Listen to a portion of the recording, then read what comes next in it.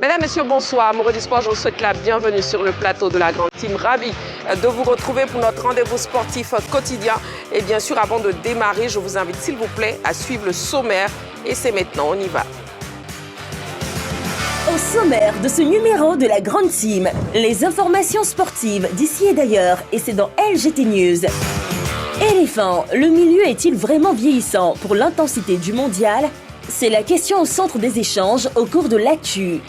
Excellente soirée sportive sur l'A3 en compagnie de Marie-Christine Beaugré et sa team.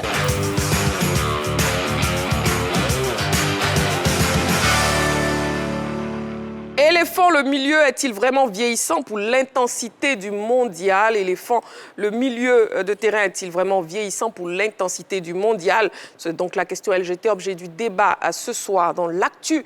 Et comme chaque soir, bien sûr, vous avez droit à la parole. Vous pourrez donc participer à l'émission en nous écrivant sur la page Facebook de l'A3 ou bien en nous appelant sur le téléphone de l'A3. Le numéro de téléphone de l'A3, c'est le 27 21 59 93 99, aussi précédé de l'indicatif plus 225 si vous nous appelez hors des frontières de la Côte d'Ivoire, puisque vous nous suivez partout ici en Afrique et aussi dans le monde. Nous sommes en direct jusqu'à 22h sur l'A3. Pour l'émission de ce soir, je serai donc accompagné de Jean-Philippe. Il est là. Jean-Philippe, bonsoir. Bonsoir Marie-Christine. De Kader. Kader, bonsoir. Bonsoir Marie-Christine. Et de José Diati. José Diati, bonsoir. Bonsoir Marie-Christine. Voilà, donc tout le monde est prêt. En régie aussi, ils sont prêts. La réalisatrice, Madame Koné, est prête.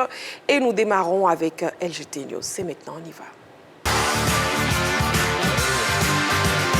LGT News.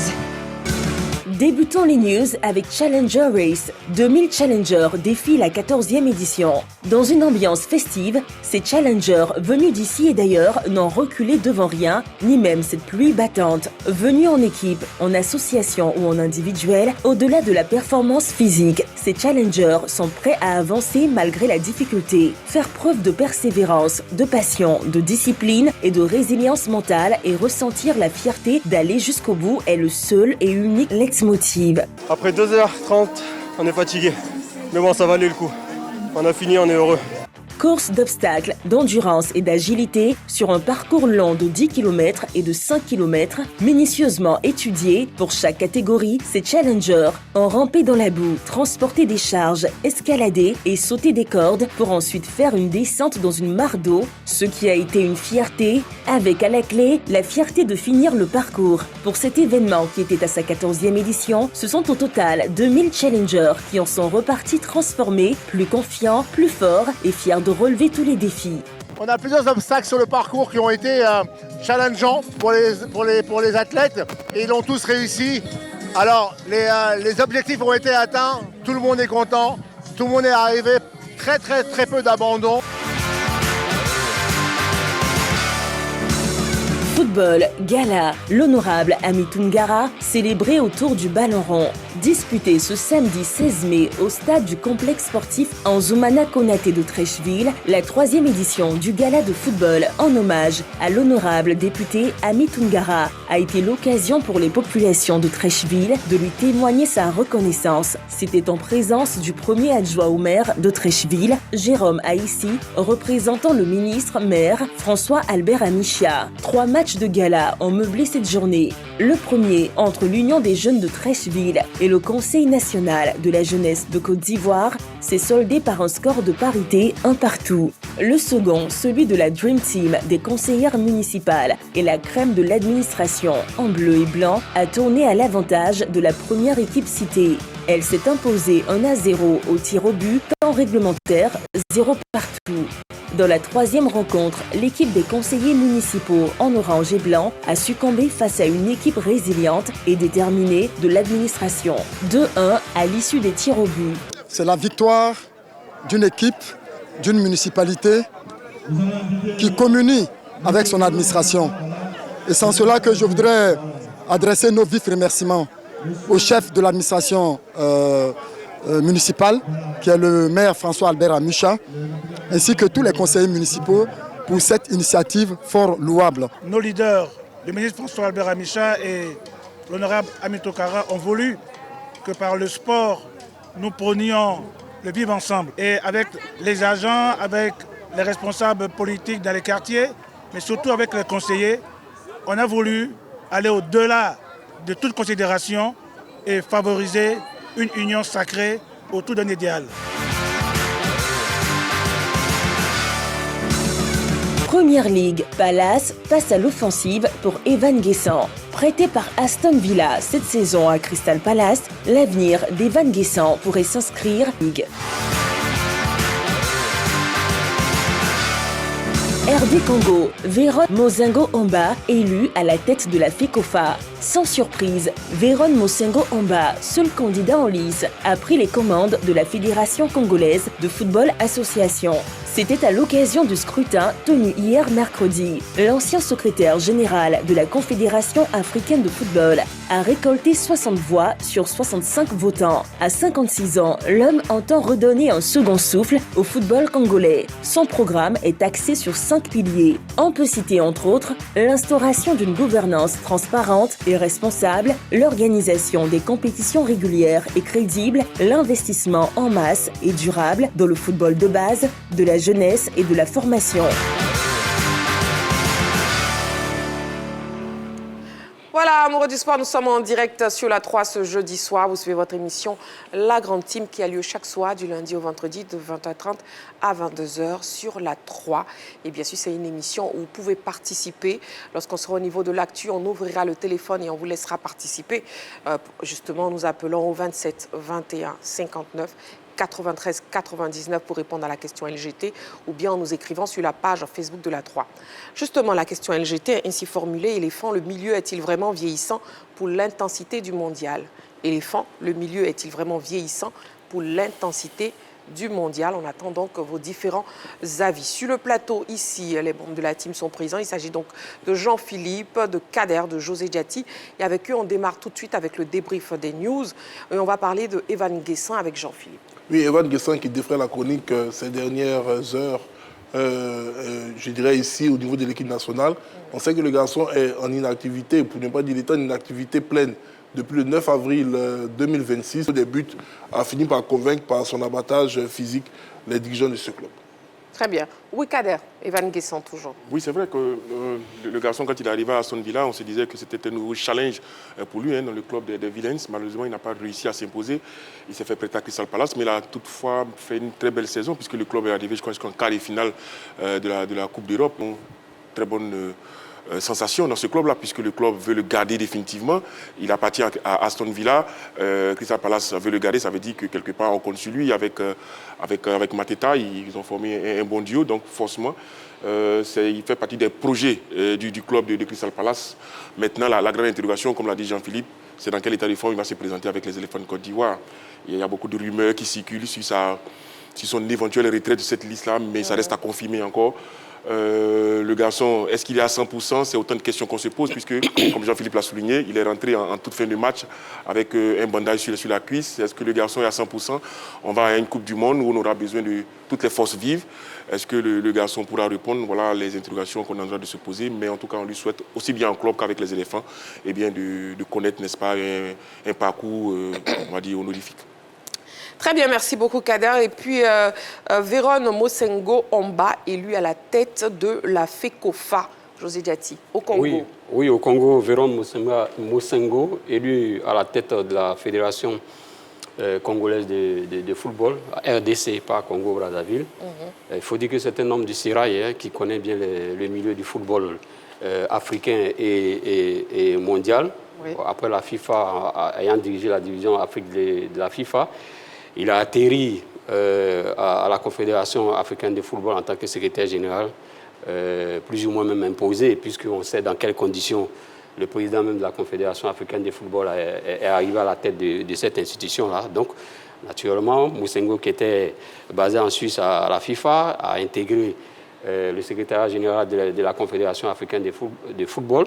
Oui. Bon, après 3-4 ans, il y a quelques petits bruits, il est parti. Et il revient à la Fédération congolaise de football, élu haut les mains, seul candidat, des candidatures un peu retirées, un peu exclues, et puis d'autres candidatures qui se sont ralliées à lui, qui se sont désistées même pas rallier ses candidatures, se sont désistées à son profit.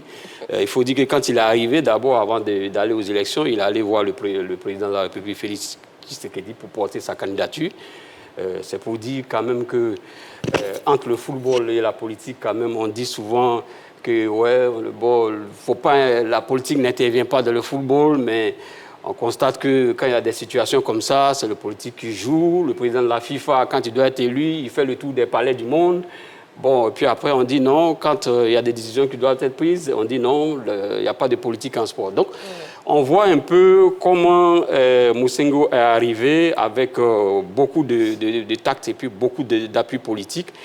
Mais je me demande, je me dis aussi qu'il vient aussi peut-être, ça c'est mon avis personnel, pour régler ses comptes peut-être d'ici 3-4 ans. Je pense qu'il vise la Confédération africaine de football. Ah bon? D'accord. Bon, c'est votre avis, José Diaty. En tout cas, il est élu donc président de la FECOFA sans grande surprise, vu qu'il était candidat unique. Voilà. Allez, nous allons marquer une petite pause. Amoureux du sport, vous ne bougez surtout pas. Dans quelques secondes seulement, on se retrouve sur ce même plateau pour la suite de notre émission. À tout de suite. La 3, nous offrons 3 fois plus de sport. Nous sommes de retour sur le plateau de la Grande Team, toujours en direct sur la 3, toujours accompagné aussi de Jean-Philippe, de José Diaty et de Kader. Et ce soir, ils ont le droit de donner des cartons, mais messieurs, seulement le jeudi soir. Nous passons donc au carton de la semaine. On y va.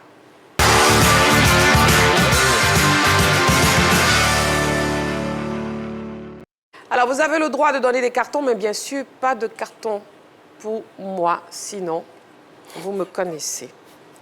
Le principe est simple, chaque chroniqueur choisit donc de commenter un fait de l'actualité sportive et bien sûr, il attribue un carton selon son appréciation. Donc, carton vert, satisfaction, carton rouge, sanction, carton jaune, avertissement. Jean-Philippe, votre carton, s'il vous plaît. Mais je tiens à adresser mon carton vert et de débuter mes propos par un adage qui me vient en tête. L'immortalité du sage provient dans la transmission de son savoir. Donc, je suis l'auteur de cette phrase. Donc, ce carton vert-là, je l'adresse à un sage pour moi, coach Kouadio Georges, qui est consultant au même titre que nous, mais qui est un arbre de savoir au-dessous duquel nous venons à chaque fois nous asseoir pour essayer de mieux comprendre je dirais, le fonctionnement du football. On sait que c'est un homme qui, excusez le terme péjoratif, a traîné sa bosse un peu partout. Il s'est même retrouvé en Afrique du Sud à la tête d'un club comme Jomo Cosmos.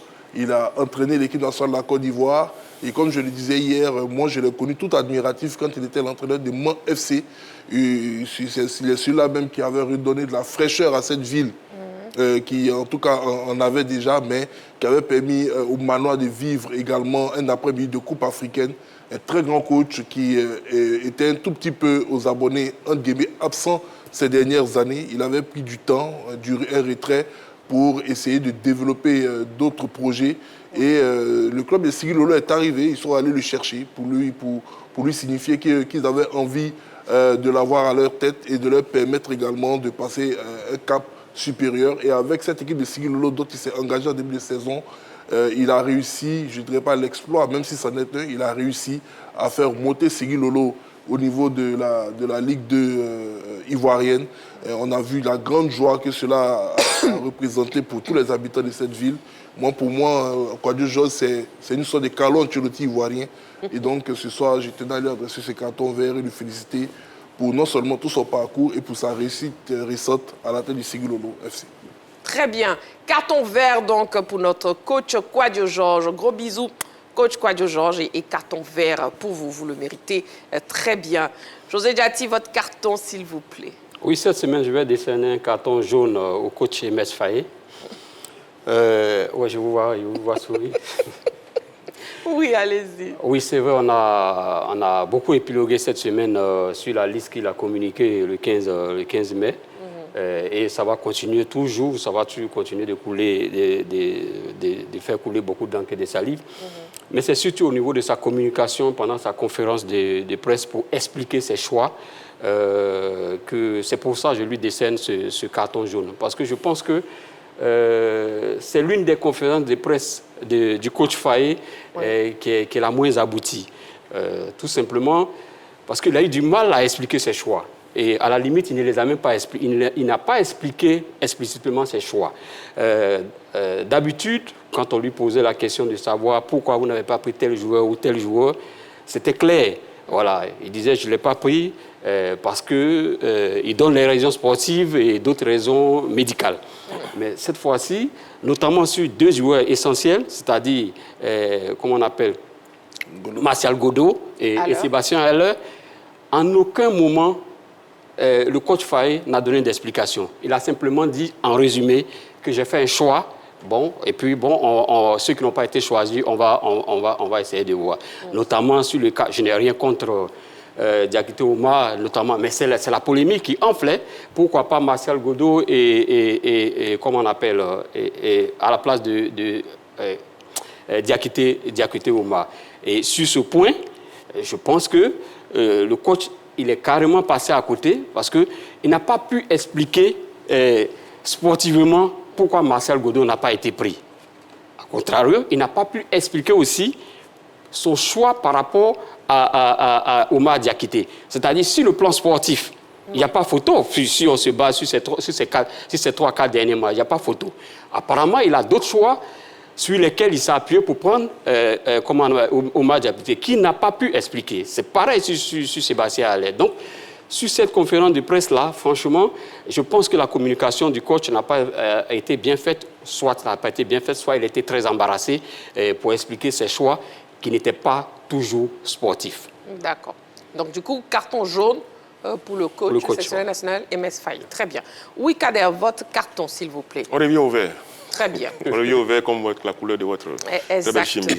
Merci beaucoup. Pour parler comme Jean-Philippe, un Quadio en cachenoute après Quadio Georges, Quadio Félix, l'actuel entraîneur de la société Omnisport de l'Armée, qui est arrivé cette saison-là à la tête de l'encadrement technique de cette équipe-là, et qui occupe la 10e place en ce moment, mais qui va faire une finale de Coupe nationale. Il va conduire la société Omnisport de l'Armée à sa 3e finale de Coupe nationale, après 96, après 2006.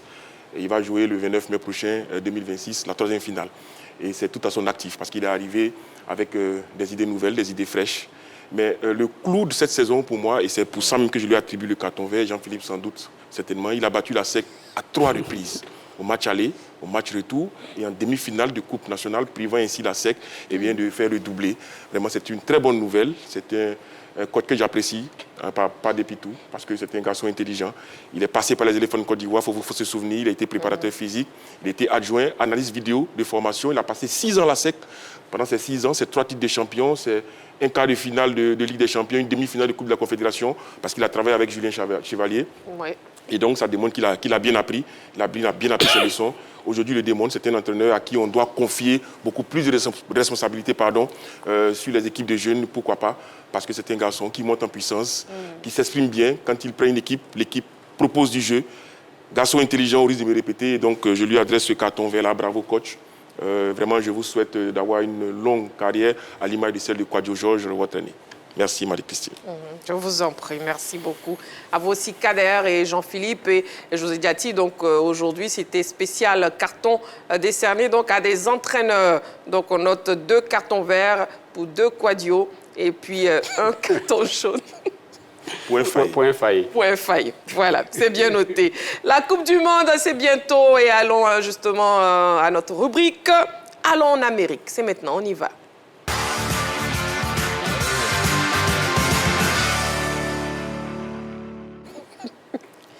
Allons en Amérique. Messieurs, vous avez le visa. Kader? Non. Je n'ai pas fait la demande de toute façon. Bon, moi, je vous donne le visa. Donc, allons en Amérique, n'est-ce pas, Jean-Philippe? Allez, nous aborderons donc aujourd'hui la présentation du groupe B. Oui, avant de décortiquer, déjà suivons ce sujet préparé par la rédaction. On regarde. Voyons donc le programme de cette poule B. Le programme de cette poule B. Le vendredi 12 juin à 19h, le Canada va croiser la Bosnie-Herzégovine au BMO Field à Toronto, au Canada. Et le samedi 13 juin à 19h, on aura un Qatar-Suisse au Levi's Stadium de Santa Clara, Californie, aux États-Unis. La deuxième journée se déroulera le jeudi 18 juin à partir de 19h avec un Suisse, Bosnie-Herzégovine au Sophie Stadium à Inglewood en Californie, USA, et suivi d'un Canada-Qatar à 22h au BC Place de Vancouver au Canada. Voilà. Et avec l'élimination justement de l'Italie... À la troisième journée, la le mercredi 24 juin, à la même heure, à 19h, on aura Suisse-Canada au BC Place de Vancouver au Canada et Bosnie-Herzégovine-Qatar au Lumen Field à Seattle, Washington, USA. Voilà donc pour les 3 premières journées. Et puis je disais avec l'élimination de l'Italie, est-ce que le Canada fait figure de favori dans cette poule, Jean-Philippe? Avec l'élimination de l'Italie, est-ce que le Canada fait figure de favori? Bon, quand je regarde déjà, on ne va pas. Moi, je ne pense pas qu'ils ont le statut de favori, bien qu'étant peu organisateur. C'est vrai que lors de la dernière Coupe du Monde, c'est un pays qui a fait une très grosse sensation. C'est une équipe qui monte en puissance, qui a de très bons joueurs, qui a su exporter ses talents du côté de l'Europe, parce que ce n'est plus le Canada qu'on a connu, qui, je dirais, avait très peu de joueurs du côté de l'Europe.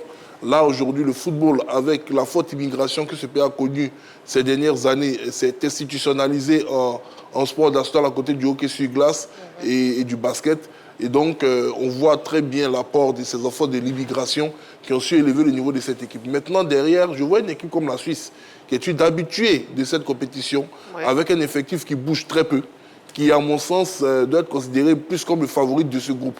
Parce qu'il y a la connaissance pratique de la compétition. Comme je l'ai dit, il y a l'effectif qui ne bouge pas. Donc, ce ne sont pas des équipes qui, chaque 2 ans, voient beaucoup de joueurs arriver. D'accord. José Diati, et vous? Oui, non, le Canada n'est pas favori de cette poule B.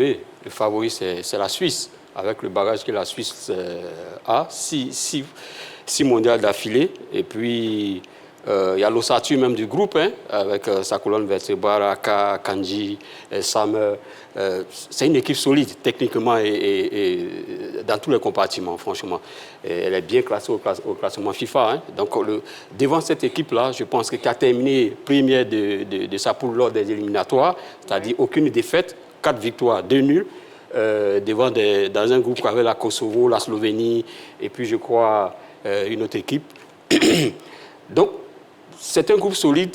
Le Canada ne peut pas être favori devant cette équipe. Naturellement, le Canada a l'avantage de jouer sur sa pelouse. C'est cela peut-être qui va constituer un petit avantage pour ce club. Mais je pense que dans ce groupe, on met d'abord la Suisse et puis après ensuite le Canada, avec le bagage que la Suisse a.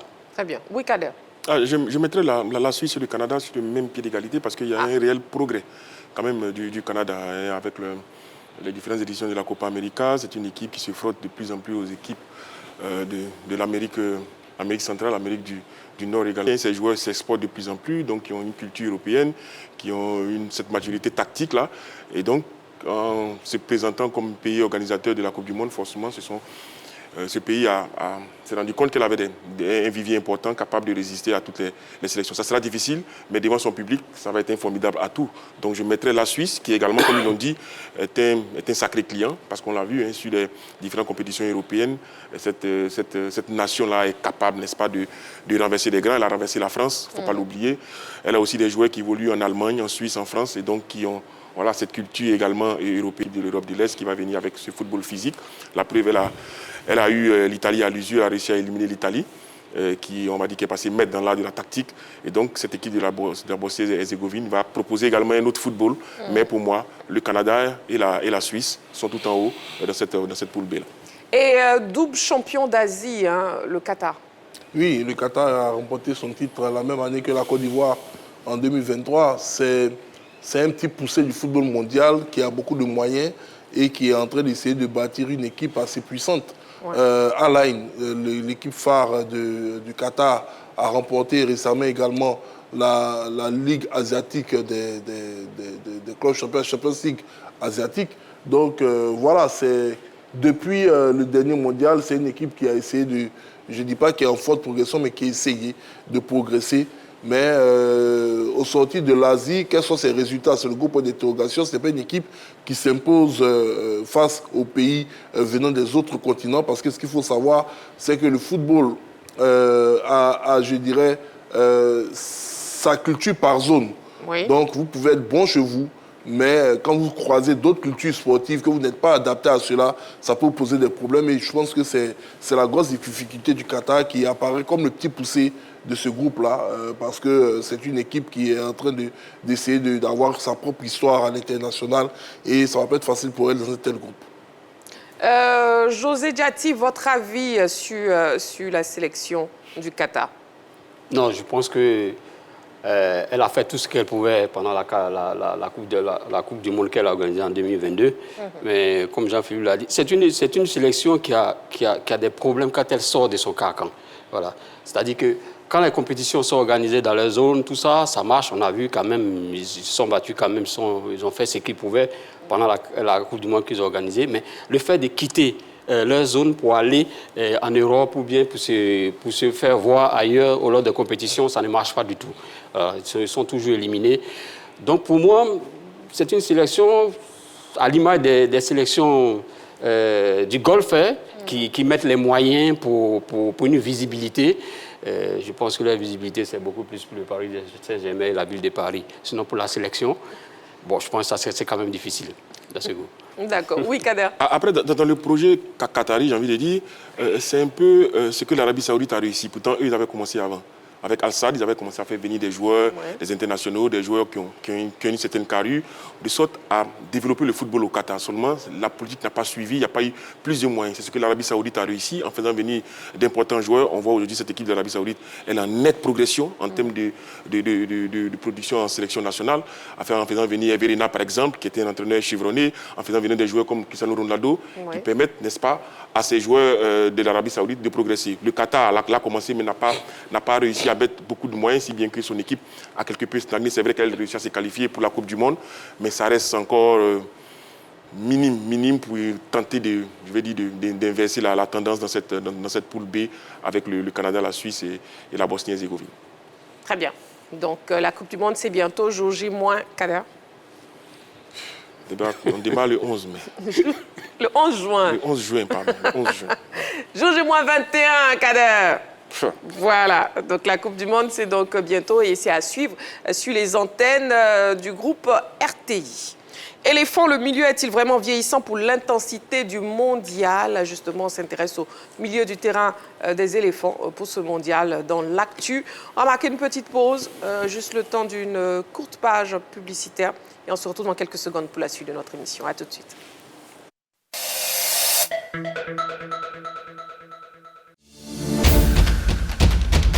Polémique. On peut se dire que vous avez choisi le bon numéro, la 3 du groupe RTI, et nous sommes très très heureux. Des buzz passés au peigne fin. Des clashs décryptés à la loupe. Je n'ai rien contre la conspiration, j'ai quelque chose contre Didi. Des vérités qui claquent. C'est pas parce que tu aides ton homme financièrement que tu l'obliges à aussi laver les enfants le matin parce que tu les laves le soir. Bienvenue dans Polémique. Est-ce que ici le peuple va comprendre une chose? Je ne suis pas un menteur. Lui seul sait pourquoi il a dit ça. Ici, seul l'actu people compte. Des masques tombent. Les non-dits s'expliquent. Il prend un, il répond, tiens, voir deux, c'est pas doucement respirer. Le débat prend le dessus, chaque opinion compte. Ton équipe t'a dit que si tu faisais une polémique, ça allait bien marcher pour toi. Si je ne suis pas sûr de quelque chose à 100%, je ne te dis pas oui. Je sensibilise les femmes à travailler, à entreprendre. Un bon coach, c'est de vous rendre indépendant. Polémique, à suivre, à vivre, à commenter. Tous les jours, du lundi au vendredi, à partir de 13h30 sur la 3. Tellement que c'était bon là, les gens se sont élevés puis ils ont fait standing ovation. Ils ont applaudi. Voilà, c'est ça. La 3, nous offrons 3 fois plus de musique.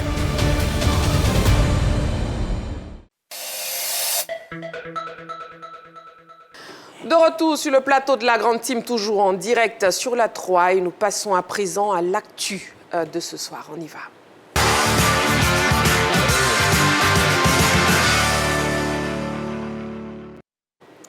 L'actu de ce soir, la question LGT, éléphant, le milieu est-il vraiment vieillissant pour l'intensité du mondial? Éléphant, le milieu est-il vraiment vieillissant pour l'intensité du mondial? Le téléphone est ouvert à présent, oui. Le 27 21 59 93 99. le 27 21 59 93 99 pour participer à l'émission. Sinon, vous avez toujours la page Facebook de la 3. Nous sommes en direct jusqu'à 22h pour répondre à la question LGT de ce soir. Le milieu de terrain ivoirien fait l'objet de nombreuses critiques, mais celles-ci sont-elles objectives? Le milieu des éléphants est-il vraiment vieillissant pour l'intensité du mondial? On regarde d'abord cet élément préparé par la rédaction et après on revient sur ce plateau pour en parler.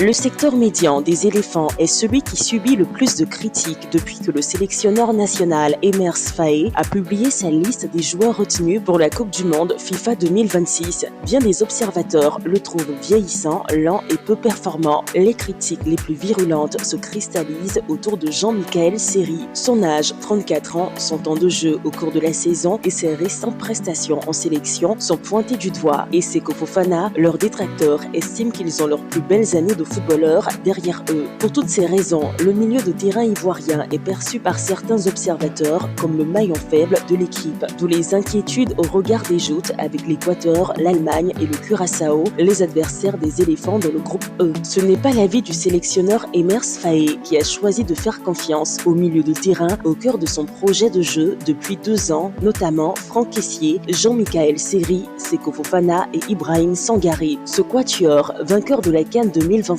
a pour lui son expérience internationale et son vécu dans la sélection. Ainsi, le milieu de terrain ivoirien divise sur sa capacité à relever le défi de la Coupe du Monde FIFA 2026. Est-il vraiment vieillissant pour l'intensité du mondial?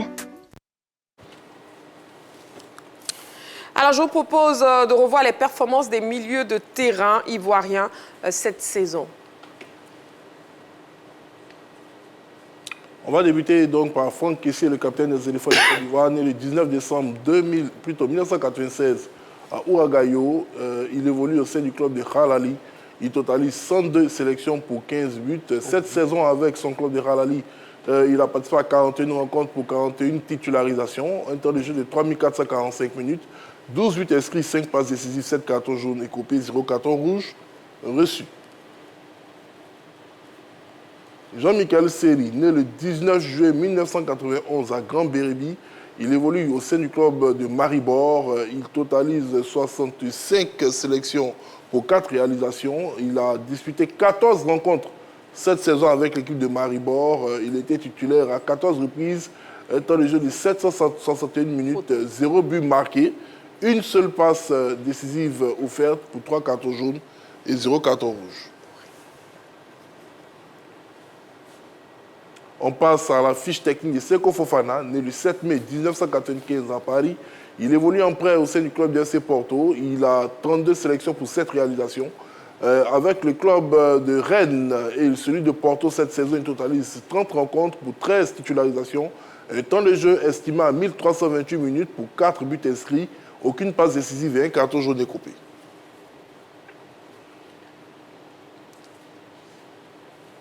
On analyse maintenant la fiche d'Ibrahim Sangaré, né le 2 septembre 1997 à Paris.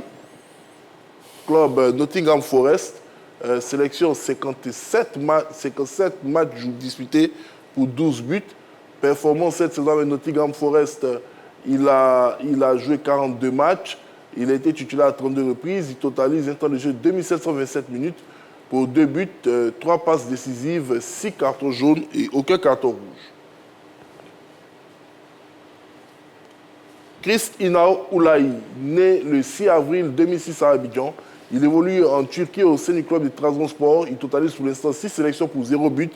Au niveau de ses performances en club, il a pris part à 26 matchs, dont 25 titularisations. Un temps de jeu de 2168 minutes pour 2 buts inscrits, 4 passes décisives, 9 cartons jaunes, aucun carton rouge. Et on va finir, je crois, avec Guiagon Parfait, qui est né le 22 février 2001 à Abidjan. Il évolue en Suisse, en Belgique plutôt, du côté du club de Charleroi. Il a 5 sélections, 0 but. Cette année, il a pris part à 39 rencontres avec son club, 36 fois titulaire pour un temps de jeu de 3161 minutes. Il a inscrit 12 buts, il a effectué 6 passes décisives, il a écopé de 6 cartons jaunes, je dirais de loin, avec Franck Kessié, les 2 milieux les plus performants cette saison. Très bien. En club, pour être plus précis. Oui. Éléphant, le milieu est-il vraiment vieillissant pour l'intensité du mondial? Éléphant, le milieu est-il vraiment vieillissant pour l'intensité du mondial? Messieurs, sur ce plateau, à vos panonceaux, un oui ou un non. Et bien sûr, après, vous aurez l'occasion d'argumenter. Oui, Kader, vous avez 2. Oui. D'accord. Et vous répondez non aux 2. Oui. C'est parfait. Donc non pour Kader, non pour José Diati et oui pour Jean-Philippe. Très bien. Éléphant, le milieu est-il vraiment vieillissant pour l'intensité du mondial? N'oubliez pas la page Facebook de la 3 toujours disponible. Le téléphone de la 3 fonctionnel. Le numéro, c'est le 27 21 59 93 99. Appelez-nous, bien sûr, et pourrez répondre à la question LGT en direct sur la 3. Oui, non, tout à l'heure, quand je lisais, vous avez vu, j'ai marqué un arrêt sur le lieu de naissance de Sangaré Ibrahim. Il est né à Koumassi. Là, il n'est pas né à Paris, c'est une erreur. Voilà, donc Sangaré Ibrahim est né à Koumassi et non à Paris. Voilà. Kader, vous êtes né où? À Boisflé. C'est bien, et non à Paris. Oui, l'hôpital général de Boisflé. C'est parfait. On salue tout le monde à Boisflé. J'espère qu'ils sont en train de vous suivre actuellement. Éléphant, le milieu est-il vraiment vieillissant pour l'intensité du mondial? José Diati, vous avez répondu non. On vous écoute. Oui, j'ai répondu non parce que c'est vrai que en posant la question, on fait allusion à nos 3 trentenaires, c'est-à-dire Seri Jean-Michel, Seko Fofana et puis Kessié. Mais je veux dire, l'âge n'est pas un facteur. C'est vrai, quand on voit le mondial qui se déroule en juin et quand on voit la saison que les joueurs font pour arriver en juin, on peut penser qu'avec l'âge, les joueurs sont peut-être émoussés, tout ça pour arriver là-bas. Mais je pense que l'âge n'est pas un facteur déterminant. Parce que l'âge peut être un atout, une expérience pour une équipe. Pour moi, il y a 2 facteurs qui doivent être pris en compte. D'abord, c'est le style de jeu, le style de jeu des joueurs eux-mêmes. C'est le style des joueurs. Et puis, de 2, quelle est la stratégie que l'entraîneur met en place? Quel est le système que l'entraîneur met en place? Parce qu'on peut avoir des joueurs âgés, mais tout dépend du système que l'entraîneur met en place. Donc, la question pour moi, pour moi, je ramène la question au niveau du coach, à travers les trentenaires qu'on a. Ouais. Malheureusement, le coach a toujours la même façon de jouer avec nos milieux de terrain. Donc, ce n'est pas l'âge pour moi, mais c'est plutôt les adversaires qu'on va croiser, mettre une stratégie en place et puis voir comment est-ce que... Parce que on joue contre l'Allemagne. Quand vous jouez des milieux comme les Kimmich, les Moussiala, les Florent Ruiz, ce sont des métronomes. Donc, nos joueurs peuvent tenir devant ces personnes. Mais qu'est-ce que l'entraîneur met en place pour aller contre ces joueurs-là?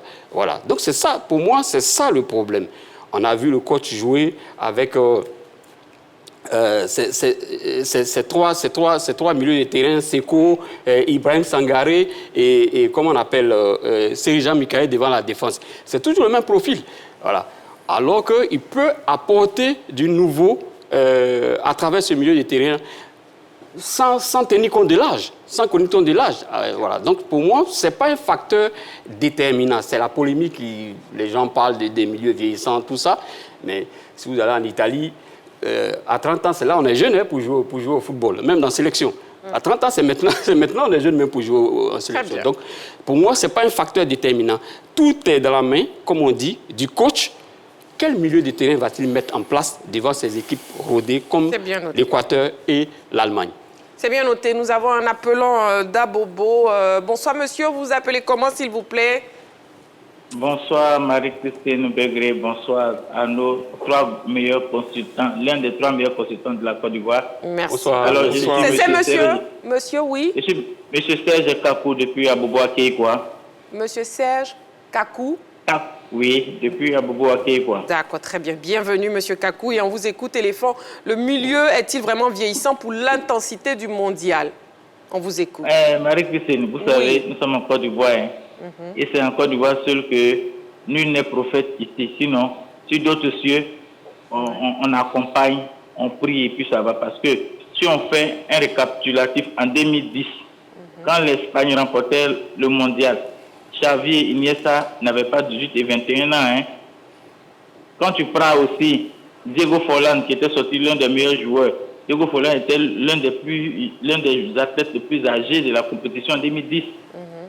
Regardez la Croatie. Depuis 5 ans, 6 ans, à toutes les compétitions à laquelle la Croatie participe, la Croatie est l'équipe la plus expérimentée, moyenne d'âge 29 ans, 30 ans, Luka Modric, et les Petrovic et autres. Alors, je vais dire que N'Golo Kanté, il n'a pas 28 ans. N'Golo Kanté n'a pas 21 ans, Rabiot n'a pas 24 ans. Ouais. Donc, c'est pour dire que nos joueurs ne sont pas âgés. Les Ivoiriens, c'est comme ça nous sommes. Voilà, quand tu prends l'équipe congolaise, c'est parce que Gaël Kakuta a 19 ans aujourd'hui, il a 36 ans, 35 ans. Donc, au lieu, il demande aux Ivoiriens de prier, et aux consultants, de guider les entraîneurs, le staff, et puis Dieu va faire. Sinon, ce mondial-là, à part les équipes qu'on ne connaît pas, je ne pense pas qu'il y a une équipe qui a une moyenne d'âge de 18 ans. Hein. Voilà, tout le monde tourne autour de 26 à 28 ans là-bas.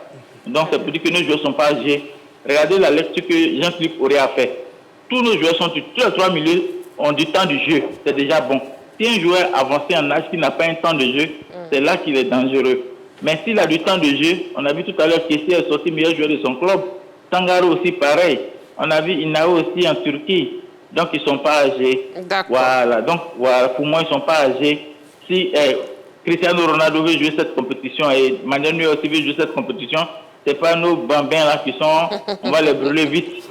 Donc ils ne sont pas âgés. Accompagnons-les et puis bonne émission. Merci beaucoup. Merci beaucoup, Monsieur Kakou. Merci beaucoup pour votre participation à l'émission. Merci. Vous nous appelez donc Dabobo. Éléphant, le milieu est-il vraiment vieillissant pour l'intensité du mondial? José Diaty a répondu non. Il a donné ses arguments. Kader aussi a donné non. On écoute ses arguments. J'ai même plus envie de parler parce que M. Stéphane Kakou a brisé mon argumentaire. Mais je voulais déjà le saluer parce qu'il oui. il a lu dans mes pensées. Parce que je suis allé jusqu'en 2006. Si on fait le rapport performance-âge, on ne va pas s'en sortir. 2006, finale de Coupe du Monde, José était en Allemagne. C'est l'Italie qui remporte. Mauro Camoranesi, Juventus, 31 ans. Gennaro Gattuso, 29 ans. Simone Perrotta, AS Roma, 29 ans. Pirlo, le dernier, c'était le plus jeune, d'ailleurs 27 ans. Ils ont affronté qui en finale? La France. De Zidane, de Patrick Vieira et de Makelele. Ils étaient tous au-delà de 29 ans. 2010, l'Espagne dont il a parlé. Xavi avait 30 ans, Iniesta 28 ans. Le plus jeune, c'était Busquets, il avait 21 ans. Vous arrivez en 2014, l'Allemagne. Vous avez Khedira, vous avez Mesut Özil, vous avez Philippe Lahm, qui était le plus âgé, 31 ans. Et à chaque fois, dans toutes les équipes que j'ai citées, vous avez des joueurs de 30 ans. Donc vous avez besoin de l'expérience. Au moins un joueur de 30 ans pour l'expérience, pour le vécu. On arrive en 2018, c'est la France qui gagne. Vous avez Blaise Matuidi, qui est le plus âgé, 31 ans, titulaire indiscutable dans l'équipe de France, avec Pogba et N'Golo Kanté. Vous arrivez en 2022, vous avez les 3 fantastiques avec Lionel Messi. Vous avez De Paul, vous avez McAllister et vous avez Enzo Fernandez. De Paul, c'est le plus âgé, il avait 29 ans. C'est pour vous dire quoi? J'ai pris le sommet, je n'ai pas pris la CAN, j'ai pris la Coupe du Monde et ceux qui l'ont gagné. Pour vous dire, à chaque fois qu'on va en Coupe du Monde, vous avez besoin des joueurs d'expérience au milieu du terrain. On nous dit que Kessie est âgé, à 30 ans. Avec ce qu'il fait avec Al-Ahly, il va jusqu'à gagner 2 fois la Ligue des champions d'Asie. Mais Kessie, ce n'est pas là qu'il a commencé. Kessie a commencé au Milan AC, en Europe. Je passe encore le club en Italie, voilà, justement. Mais au Milan, quand il arrive au Milan, mais il est le joueur indiscutable au Milan, dans le milieu du terrain. C'est lui qui permet au Milan AC de devenir champion après plusieurs années de disette. Il arrive au Barça, il gagne des titres. Il arrive au Al-Ahly, il gagne encore des titres, en étant titulaire. Pour moi, le vrai problème, et comme José l'a dit, et comme l'appelant l'a dit, c'est d'être titulaire. Est-ce qu'il joue? Est-ce que nos milieux de terrain là sont performants en club? Oui, ils sont performants. Prenez Sangaré Ibrahim à Nottingham. C'est vrai qu'il a connu un coup de moins bien il y a 2 ans, et après la CAN, il était blessé. Mais quand il revient cette saison, regardez sa saison. Jean-Philippe a fait la lecture tout à l'heure. Il a 44 matchs dans les jambes. Il arrive, je crois, en demi-finale de la Ligue Européenne Conférence avec son club. Ça veut dire qu'ils sont performants. Nos milieux de terrain sont performants. Prenez le jeune Crisinao. Il monte en puissance en Turquie, on l'a vu pendant la CAN. Il est jeune, il est fougueux, il prend des risques, mais c'est aussi l'insouciance de la jeunesse. Pourquoi on veut brûler nos joueurs? On fait la comparaison avec les Allemands. Mais faisons la comparaison. Ils ont Léon Goretzka, 31 ans. Ils ont Kimmich, 31 ans. Mais de quoi on parle? De quoi on parle? Le haut niveau? Mais nos joueurs connaissent le haut niveau. Si on doit prendre des joueurs de 19 ans, je veux bien. Donc, prenons des joueurs de 19 ans et emmenons-les au mondial et on verra ce que ça va donner. Mais j'ai cité des exemples. De 2006 jusqu'en 2022, toutes les équipes qui se sont présentées avec des joueurs expérimentés, de 30 ans, de 31 ans. Est-ce qu'ils sont performants en club? C'est là la grande question. Ils sont performants en club. Vous prenez Kessié, vous prenez Sangaré, vous prenez Inao, ils jouent régulièrement en club. Où est le problème? Pourquoi on tient tant à brûler nos milieux de terrain? Parce que ça revient sans cesse. Kessié est vieux, et Sangaré à 29 ans on est vieux, à 30 ans on est vieux. Quand c'est Ronaldo qui fait ça avec l'Arabie Saoudite, on est content. Ah oui, il a une longévité. Quand c'est Messi, on applaudit. Mais quand ce sont des joueurs qui sont sous le tropique, on est prêt à les brûler. Je vais terminer là-dessus, Marie-Christine. On vient de vivre la CAN. Qui a fini meilleur joueur de la CAN? C'est Sadio Mané. Où il évolue? En Arabie Saoudite. Quel âge a-t-il? Il faut arrêter à un moment donné. Il faut arrêter. Comme l'a dit l'appelant, il faut qu'on appelle de tous nos voeux au succès, à l'encouragement de nos joueurs, plutôt que de les brûler chaque fois. Moi, je suis d'accord qu'on fasse des critiques sur la liste de Faye. C'est normal, c'est logique. Mais à un moment donné, il faut qu'on arrête de traiter nos joueurs de vieux. Ça ne les honore pas. Très bien. Voilà ce que je voulais dire. Merci beaucoup, Kader. Nous avons un appelant, Monsieur Diomandé Mamadou, qui nous appelle de Sipilou. Bonsoir, Monsieur Diomandé Mamadou. Monsieur Diomandé Mamadou. Kader, vous avez fait fuir Monsieur Diomandé Mamadou. Je suis désolé, Monsieur Diomandé. Monsieur Diomandé Mamadou, vous pouvez rappeler, c'était Kader.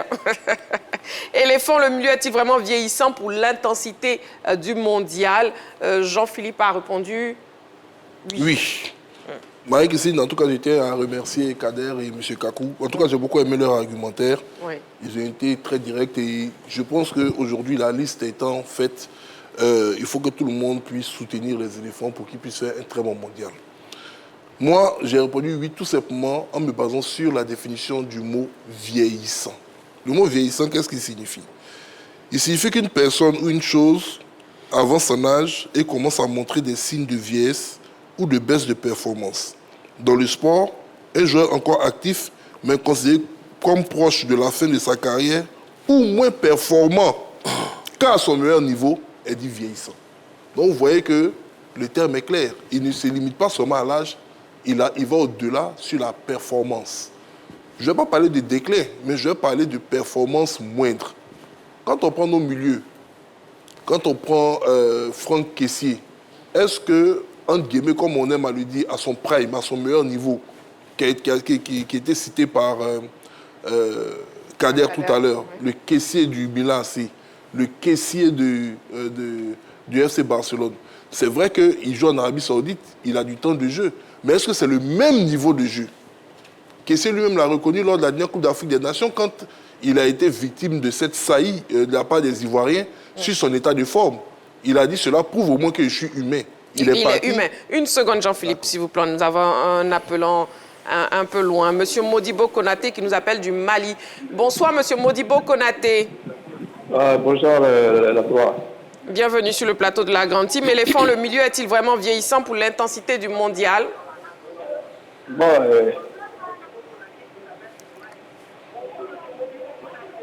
bonsoir, madame. Vous pouvez, s'il vous plaît, diminuer le volume de votre télévision pour ne pas qu'il y ait ce léger décalage. OK. Et on vous écoute. C'est bon, maintenant, je peux parler? C'est bon, vous pouvez parler, on vous écoute. Bon, ben, en tout cas, moi déjà, je suis ça quoi l'émission.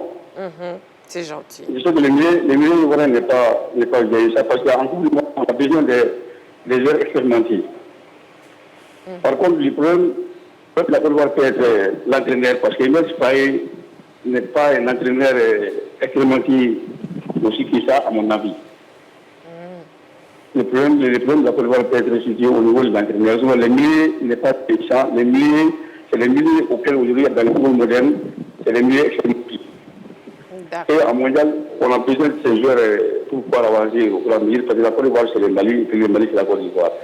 Mais si la Côte d'Ivoire avance en mondial, c'est comme l'Afrique avance en mondial. D'accord, ok. Le milieu n'est pas vieillissant. Le milieu n'est pas vieillissant. D'accord, c'est bien noté. On a besoin de ces joueurs-là parce que c'est des joueurs expérimentés. C'est bien noté. Mais le problème peut être Faye, à mon avis, parce que l'entraîneur Faye n'est pas un entraîneur aussi expérimenté qui a des niveaux-là. C'est votre avis. C'est un grand test pour Taï. D'accord. On a bien compris. Merci beaucoup, M. Modibo Konaté. Merci beaucoup, à bientôt. Je vous en prie, à bientôt. Il nous appelait donc du Mali. Et c'est un Malien qui suit la grande team chaque soir et qui suit aussi la sélection nationale. Jean-Philippe, vous pouvez poursuivre. Merci. Donc, comme je le disais, quand on compare le niveau de forme de nos garçons à leur prime, à leur meilleur niveau, et aujourd'hui, pour la plupart, on a des raisons d'avoir cette inquiétude. Parce que je l'ai dit tout à l'heure, quand on dit vieillissant, ça a un lien avec la performance. Quand Kader cite le milieu de terrain de l'Espagne avec Xavi, avec, comment il s'appelle, Iniesta, mais ils étaient au pic de leur forme. Tous les milieux qu'il a cités, c'était des garçons qui étaient au pic de leur forme. Même en 2006, je dirais la finale qui a opposé les deux milieux les plus vieux, celui de la France et de l'Italie, mais ce sont des garçons qui ont préparé la compétition. Zidane, il a arrêté cette année-là avec le Real Madrid, donc il a arrêté assez tôt. Il a dit, je me prépare pour le mondial. Il est arrivé en pleine forme au niveau de la compétition. Aujourd'hui, moi, je regarde au milieu des terrains.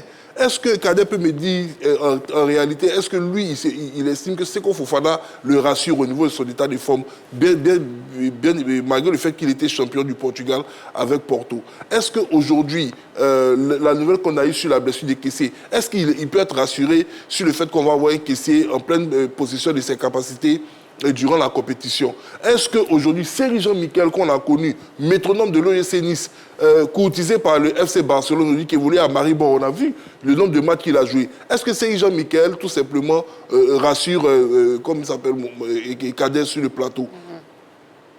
La réponse est claire. Je n'ai pas encore répondu. Ah d'accord. Si on a 6 milieux de terrain, sur les 6 milieux de terrain, je dirais les 4 joueurs les plus expérimentés, ceux même qui ont constitué le milieu de la Côte d'Ivoire sur les 5-6 dernières années, sont ceux-là même qui ne sont pas énormément rassurants. On a un seul qui remonte un peu, qui est Sangaré Ibrahim. On a le jeune Inao qui également est rassurant. On a Gagon Parfait dont on a vu les statistiques qui sont merveilleuses. Mais est-ce que le coach Faye que nous connaissons, qui est, je dirais, un conservateur, va se dire que pour le mondial, je vais essayer ce milieu avec ces 3-là, Inao devant la défense, Kessié en capitaine métronome, et puis Gagon Parfait pour faire le lien avec l'attaque. Est-ce qu'il va prendre ce risque? C'est là où c'est surtout le problème. Quels sont les joueurs qu'on va aligner? Parce que, historiquement, ce milieu de la Côte d'Ivoire, avec ses cadres, ils n'ont jamais donné satisfaction quand on les a alignés ensemble. Il a fallu à chaque fois faire des ajustements pour que le milieu soit fluide. Un Serge Jean-Michel qui rentre, un Inao qui rentre, on va au mondial. Moi, s'il me donne un milieu qui fonctionne, un milieu qui avec des joueurs complémentaires, qui arrive à conserver, à bien se replacer, à faire les bonnes relances, à véritablement jouer le rôle d'un milieu de terrain dans une équipe de football, on n'en parle pas. Mais dans la projection aujourd'hui, on s'inquiète du niveau physique surtout, des historiques, de ceux qui doivent porter cette équipe-là. Donc voilà pourquoi j'ai dit oui, que ce milieu-là, il est vieillissant pour la Coupe du Monde. C'est un lien avec la performance, ce n'a pas du tout un lien avec l'âge de nos garçons, ni leur qualité intrinsèque. On sait que ce sont des très grands joueurs, des très bons joueurs, sauf que quand ils sont mis ensemble, surtout les historiques, ils ont du mal à pouvoir évoluer ensemble pour permettre à l'équipe d'être beaucoup plus performante. D'accord. Et nous avons un appelant, il s'agit de M. Soumaoro. Il nous appelle de Boaké. Bonsoir, M. Soumaoro. Nous l'avons perdu. Vous pouvez nous rappeler toujours au 27 21 59 93 99. Avant de poursuivre, s'il vous plaît, messieurs, je vous propose de voir les moyennes d'âge, justement, des milieux des éléphants et de leurs adversaires en Coupe du Monde.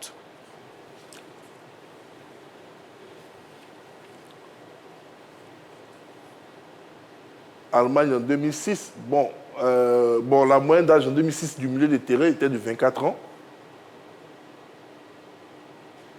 Je comprends. Je pense que c'est la moyenne d'âge des milieux de terrain de la Côte d'Ivoire à chaque édition de la Coupe du Monde. Okay. Là, on a l'Allemagne en 2006 avec une moyenne d'âge de 24 ans. Maintenant, l'infographie semble... Ensuite, en Afrique du Sud, en 2010, la moyenne d'âge était montée à 26 ans. Puis en 2014 au Brésil, la moyenne d'âge est montée à 27 ans. Aujourd'hui, donc, au Mexique, au Canada et aux États-Unis, la moyenne d'âge est de 27 ans. Bon, moi, j'ai calculé, on était à 28, mais bon. Elle est de 27 ans pour les éléphants de Côte d'Ivoire. Parce que là, les âges n'ont pas été actualisés sur l'année, mais sur les dates de naissance. Exactement. Donc, ils ont retranché une année à pratiquement certains joueurs, dont c'est Jean-Michel, qui a 35 ans cette année. Exactement. Monsieur Soumaoro est de retour. Il nous appelle de Boaké. Bonsoir, Monsieur Soumaoro. Bonsoir, Marie-Christine. Bienvenue sur le plateau de la Grande Team. Merci. Salut le plateau de la Grande Team. Voilà. Monsieur Soumaoro, éléphant, le milieu est-il vraiment vieillissant pour l'intensité du mondial? Oui, bien sûr. Le milieu est tout vieillissant. Si on regarde les statistiques aujourd'hui, Jean-Cyril Mikali ne devrait pas être à l'équipe nationale. Monsieur Soumaoro, s'il vous plaît, si vous pouvez diminuer le volume de votre télévision pour ne pas qu'il y ait ce léger décalage, s'il vous plaît.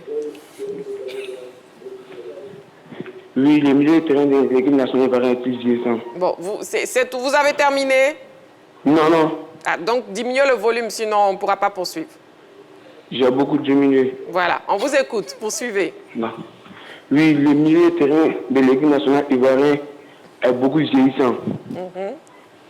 Puisque si on regarde les statistiques aujourd'hui, Jean-Cyril Mikali ne devrait pas être à l'équipe nationale. On a un joueur, pourquoi pas Doucouré à la place de Jean-Cyril Mikali? Pourquoi pas Abdou Ouattara de Strasbourg à la place de Jean-Cyril Mikali? Oui, on revient à Sékou Fofana. Pourquoi pas Mao Dogès à la place de Sékou Fofana? On a les jeunes pépites qui ont regarde les statistiques et les performances. Jean-Cyril Mikali a été comme une fois titulaire au club par rapport à Doucouré ou Abdou Ouattara. Son Réal aussi. Sékou Fofana a été comme une fois titulaire au club par rapport à Mao Dogès et son Réal statistique. Donc il ne devrait pas être à l'équipe nationale, à mon avis. L'équipe nationale et le milieu de l'équipe nationale ivoirienne est vieillissant. D'accord, c'est tout pour moi ce soir. Merci beaucoup, Monsieur Soumaoro. Merci pour votre participation à l'émission. Il nous appelait donc de Boaké. José Diati, oui, parce que Kader doit répondre à... c'est vrai, je vais passer non, vas-y. Allez-y, José. J'aimerais dire aux Ivoiriens qu'il s'agit d'une Coupe du Monde. Il s'agit d'une Coupe du Monde. Nous, on est journalistes, Kader, tout ça. Moi, j'ai couvert des Coupes du Monde. Ce n'est pas du jeu. Pourquoi ne pas prendre temps? Coupe du Monde, ce n'est pas du jeu. Je vais vous raconter une anecdote. Le stade de Munich, l'Allianz Arena, on a joué en 2006 dans l'Allianz Arena. Moi-même, en tant que journaliste, je ne suis pas sur le terrain, je suis dans les tribunes, mais je tremble. Donc, ce n'est pas une petite affaire où on dit, bon, pourquoi ne pas prendre... Il faut de l'expérience. Il faut beaucoup d'expérience des joueurs pour se calmer. Et pour... Je ne justifie pas le choix des FAMS sur les trentenaires, tout ça. Oui. Mais trop de jeunes aussi, ce n'est pas la bonne méthode. Il faut faire un dosage, et je pense que c'est ce que le coach a fait sur ce point. Maintenant, Jean-Philippe, je pense que dans le fond, il nous a rejoints. Dans le fond, il nous a rejoints. Parce que, comme je le disais, ce n'est pas un problème d'âge. Aujourd'hui, qu'on ait des trentenaires ou pas, ce n'est pas ça. Le problème, c'est qu'est-ce que le coach met en place devant des équipes contre l'Allemagne, contre les Musiala, contre les Kimmich, contre les Florian Wirtz. Qu'est-ce qu'il met en place? Parce qu'il a l'habitude de jouer avec une pointe basse, avec Jean-Michel, et puis deux relais, c'est-à-dire un à gauche, un à droite, et puis c'est fini. Contrairement à des équipes aujourd'hui qui sont modernes. Si vous prenez l'équipe de France, par exemple, comment on appelle Didier Deschamps a carrément changé. Il a carrément changé. Donc, il a des joueurs, l'équipe de France, il a carrément changé. Il joue avec une sentinelle, avec Chouamini. Il a un box-to-box et puis il a quelqu'un qui anime le jeu. Hein? Quelqu'un qui anime le jeu. Donc, ce sont des options qui se présentent au coach. On a les joueurs pour. Maintenant, il faut avoir les options pour... Bon, les Gagon parfaits arriver. Il peut jouer avec Gagon parfait. Maintenant, il faut avoir deux beaux joueurs derrière. Et puis, lui, il est devant pour animer. Donc, pour moi, ce n'est pas un problème d'âge, c'est un problème d'animation. Voilà, d'équilibre et puis d'animation. Voilà. Vous avez tellement expliqué que... est sorti. J'ai bien entendu le Ouais, mais ah, les Ivoiriens. Monsieur Diomandé Mamadou est de retour. Il nous appelle de Sipilou. Bonsoir, Monsieur Diomandé Mamadou. Marie. Oui, Monsieur Diomandé Mamadou. Bonsoir, ma belle. Bonsoir, Monsieur Diomandé. Bienvenue sur le plateau de la Grande Team. Bon, je salue le plateau de la Grande Team. Voilà. Oui. Mais pourquoi tu as le Levine? Donc, je ne devrais plus porter le verre, quoi. Monsieur Diomandé Mamadou, éléphant, le milieu est-il vraiment vieillissant pour l'intensité du mondial? Bon, moi, je dis non, hein. C'est vrai que les années se suivent ne s'étendent pas. Et c'est vrai que le football a besoin des nerfs. Pour ne pas croire au mondial, les nerfs craquent vite. Et quand le milieu est vieux, et ça cause problème au cours du match. Maintenant, il dit à Ahmed Faye de ne pas aligner deux anciens à la fois. Comme il a fait entre Série et Kessier. Donc, il dit ça à cause de d'écouter. Au mondial, les nerfs craquent très vite. Quand on dit que les vieux sont là-bas, la vieille mamie faut de la bonne chose, mais quand même au mondial des menés là, les choses ont trop évolué. C'est la vivacité, c'est la vivacité, c'est la rapidité, et c'est la rigueur. Et quand tu es vieux, tu n'as pas tes nez de 20 ans, pas distribué orange, tu es foutu pour jamais. Donc il dit à Faye et à Faye, c'est ce que le Malien a dit. Le problème c'est Faye. C'est Faye au mondial pour pas qu'il va aligner deux à la fois. Normalement, il n'a qu'à aligner Sangaré avec un AG puis un nouveau pour vraiment faire le jeu. Mais s'il aligne deux vieux à la fois, je vois qu'on va prendre le but. Pas possible. Christine. Oui, monsieur Djamade Madou. Tu viens en jaune, match long. Vas-y. Carton jaune, monsieur Djamade Madou. Pardon. Voilà. Merci beaucoup, monsieur Djamade Madou, qui nous appelait donc de Sipilou. Oui, Kader, vous avez la parole. Alors, pour répondre à Jean-Philippe, pardon, le seul joueur, à la vérité, pour qui j'ai pas des inquiétudes, mais pour qui, et on sait qu'il n'est plus titulaire, c'est Série Jean-Michel, qui ne part pas comme un titulaire en puissance. Parce que sa situation en club, sa situation lui-même, parce qu'il était blessé.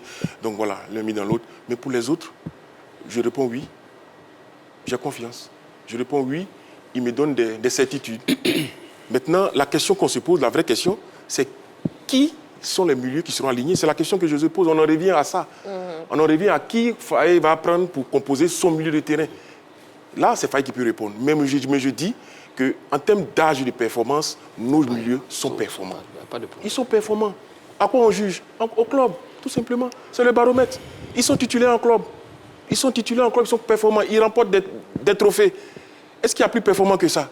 S'ils ne jouaient pas, mes équipes me disent attention, on va avoir un problème en termes d'intensité des rythmes. Je rappelle que Zinedine Zidane, qu'on a cité tout à l'heure, il sortait d'une retraite, il ne faut pas l'oublier. Il avait pris sa retraite. C'est lui qui a rappelé Makelele et Thuram. Les trois étaient à la retraite, mais il les a ramenés. Mais pourquoi? Mais parce qu'il sait que ce sont des joueurs qui, à chaque poste, qui peuvent apporter par leur expérience. Ils n'avaient plus 20 ans.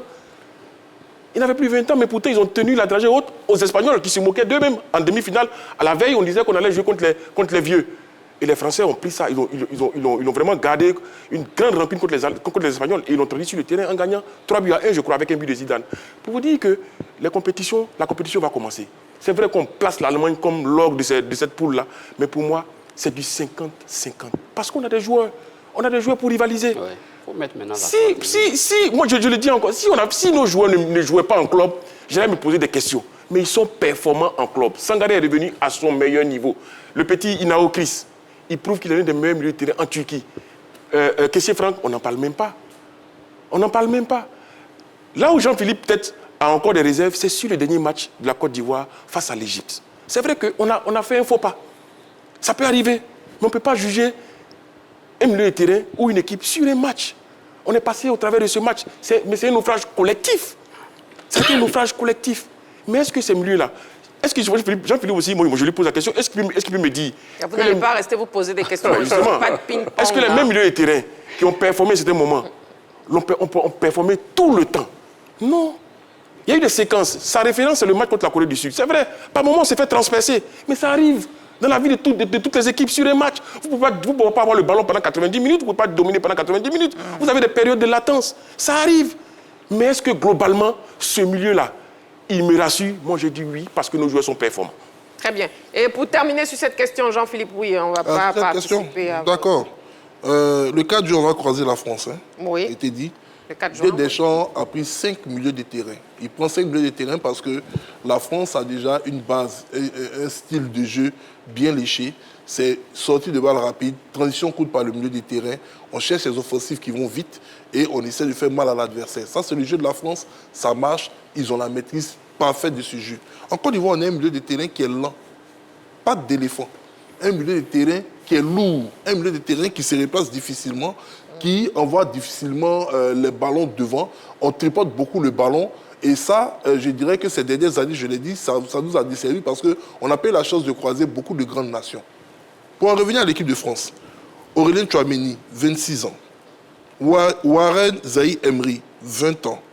Adrien Rabiot, 31 ans. Manu Koné, 25 ans. N'Golo Kanté, 35 ans. Voici les 5 milieux de terrain que Deschamps prend pour aller au mondial. Comme ils l'ont dit eux-mêmes, on cherche un mix entre les joueurs expérimentés et les jeunes. Mais quand on prend le milieu de terrain des éléphants de Côte d'Ivoire, les trentenaires sont plus nombreux que les jeunes.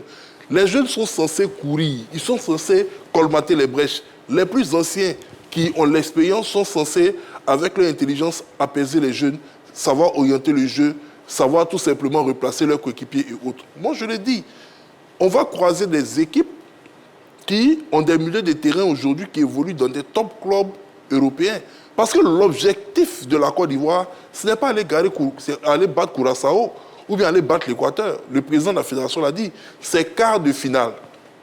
Quart de finale, pour pouvoir faire quart de finale, toutes les équipes africaines qui ont fait quart, demi-finale de Coupe du Monde, on a vu à peu près dans quel club leurs joueurs évoluaient, l'état de forme de leurs joueurs, le style de jeu mis en place, beaucoup d'éléments qui rentrent en ligne de compte. Moi, je n'ai pas encore vu ça à mon équipe de Côte d'Ivoire, je le dis clairement. On est patriote, on a la foi, on espère que l'équipe va réaliser ce miracle, mais je n'ai pas encore vu ce lien, cette solidarité, ce bloc équipe où, comme on appelle, on voit véritablement de gros sacrifices les uns pour les autres. Je n'ai pas encore vu depuis de nombreuses années. Voilà pourquoi je dis qu'aujourd'hui, mon inquiétude réside dans la performance de notre milieu et dans leur capacité, surtout, à jouer le rôle du cerveau de l'équipe de Côte d'Ivoire. Très bien. C'est donc l'avis de Jean-Philippe et Kader et José Diaty aussi ont donné leurs différents avis. Nous avons un appelant, il nous appelle d'Adjamé. Bonsoir, monsieur. Alors, bonsoir, Marie-Christine. Bienvenue sur le plateau. Vous appelez comment, s'il vous plaît? Je me nomme Seydou Kindou. Monsieur Seydou Kindou, d'accord. Monsieur Seydou Kindou, on vous écoute. Éléphant, le milieu est-il vraiment vieillissant pour l'intensité du mondial? Je dirais oui et non. D'abord oui, parce que nous avons une sélection qui ne fait qu'aligner toujours les mêmes trentenaires qui ne font que produire le même football. Je ne sais pas, on ne va pas devant, on ne va pas derrière, avec souvent des erreurs techniques, je vais le dire. Je ne sais pas si c'est dû à l'âge ou à la frustration, mais anyway. Mais je dirais non aussi, dans la mesure où le football actuellement n'a pas forcément besoin de l'âge, comme l'a signifié le doyen Cadet. Je pense que si encore nos milieux de terrain, Kessé, Sangaré et autres sont performants et sont titulaires, ils ont le temps de jouer encore, il n'y a pas de souci.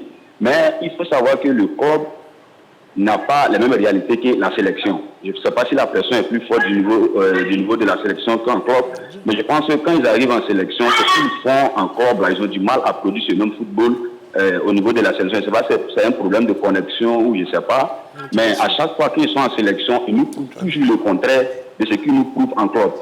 Oui, il y a contre l'Égypte, dans la dernière CAN ici, il y a qui s'était oublié, s'est fait bouffer carrément et on a pris un but inutilement comme ça. Ça, c'était une frustration qui ne dit pas son nom.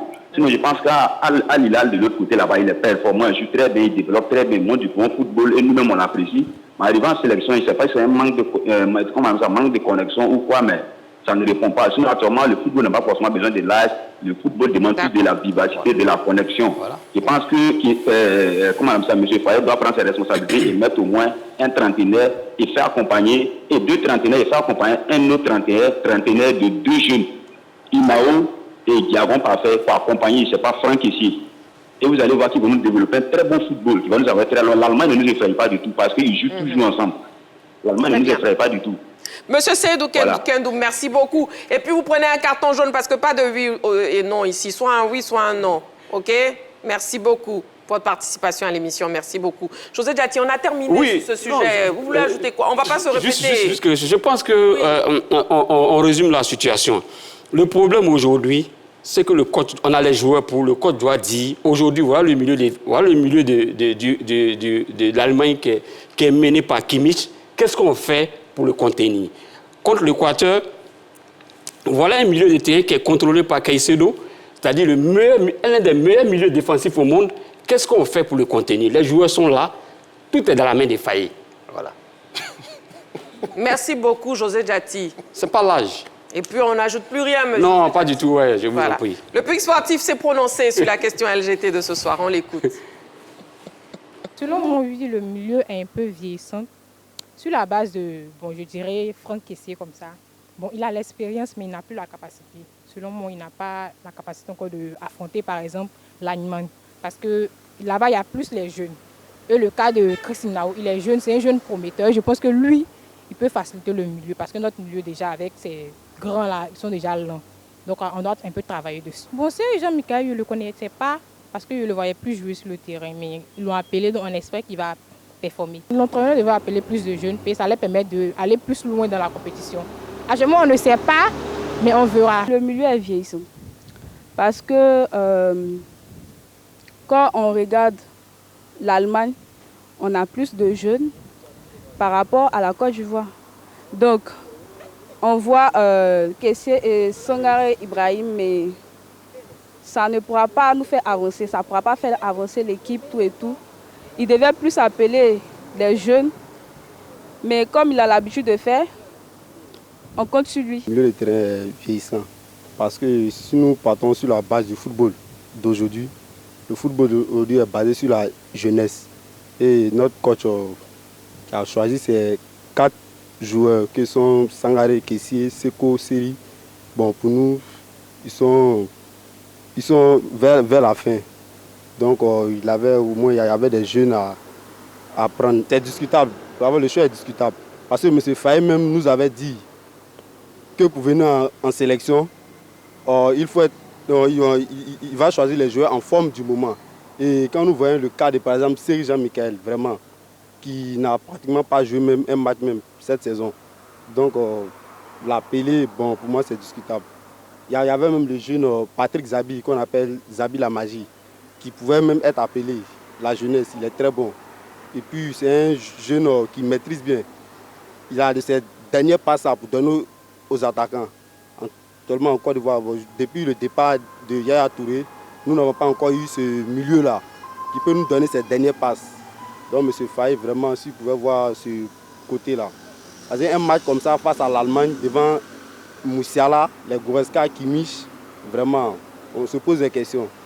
Mais ce qui est ici, comme nous sommes des Ivoiriens, on va leur souhaiter bonne chance et bon parcours à eux. Franck Kessié et puis Seko Fofana et puis Seri Jean-Michel. Déjà, le milieu est déjà vieux.